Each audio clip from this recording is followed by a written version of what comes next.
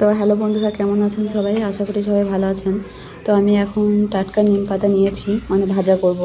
আর নিম পাতা আমাদের শরীরের পক্ষে খুবই উপকারী। তো নিম পাতাগুলো ভালো করে ভেজে নিচ্ছি। যে কোনো সবজি দিয়ে রান্না করা যায়, যেমন আলু ভাজা বা আলু ভর্তা। তো এটাকে ভেজে ভালো করে গুঁড়ো করে কৌটোর মধ্যে রেখে দেব। এটা 1 বছর 2 বছর অবধি ভালো হয়ে থাকে। তো এখন আমি গুঁড়ো করে নিচ্ছি, ভাজা হয়ে গেছে, হাতের সাহায্যে গুঁড়ো করে নিচ্ছি। তো খুব সুন্দর গুঁড়ো হয়ে গেছে। একটা কৌটোর মধ্যে ভরে রেখে দেব। তো ভরে নিচ্ছি।